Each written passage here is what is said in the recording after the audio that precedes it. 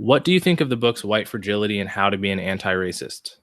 All right, this is a very timely question. White Fragility is a book by Robin DiAngelo. Robin DiAngelo is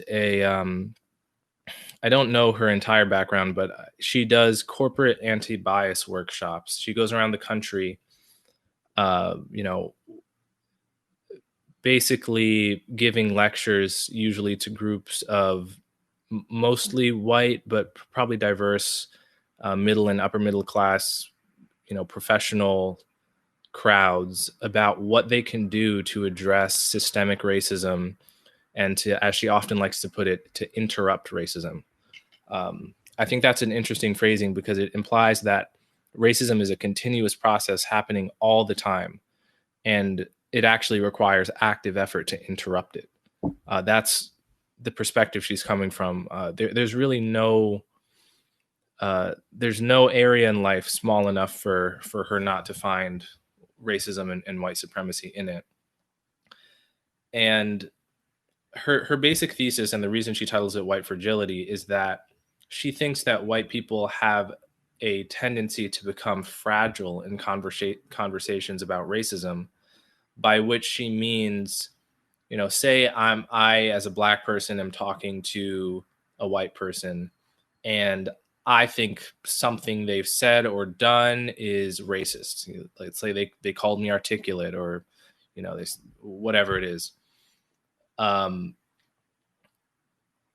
Robin DiAngelo views it, the white person now has to vigorously and verbally agree with my assessment of their racism, or else if they push back or if they remain silent, if they have their own opinion,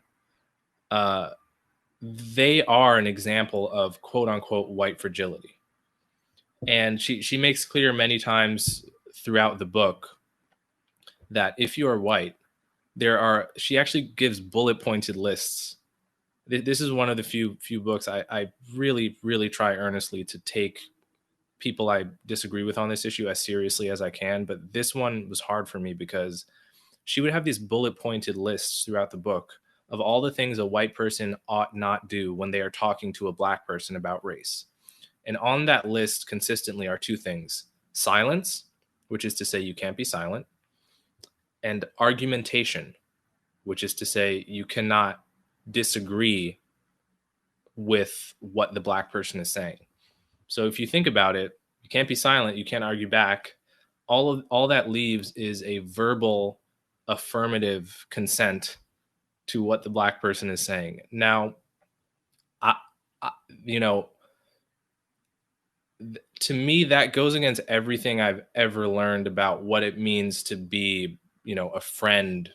Like, how can a black person and a white person actually become friends in a context where you have to verbally consent and agree to what I am saying, or else you're a racist, right? That precludes the possibility of any kind of genuine human connection. It assumes that the white person couldn't possibly have something to contribute to the conversation, which is frankly crazy. And it plays to this very seductive and bizarre urge that some white people have to feel guilty and endlessly flagellated for their awfulness. It's akin to what I think draws some people to Christianity, but it expresses itself in this desire for a black person to always tell you what you're doing wrong and to just accept their supposed wisdom, however much sense it makes, and to just submit. I think there's a deep desire to submit to something in the human mind, and she's really cornering that market and inserting a kind of masochistic identity politics into it. But yeah, her book is now in the New York Times bestseller again because supposedly this is the book you need to read if you're concerned about police brutality. Again, there are no actual solutions to police brutality in that book. It's a non sequitur. Why people are recommending that in the face of what is a real problem, namely the police killing unarmed people.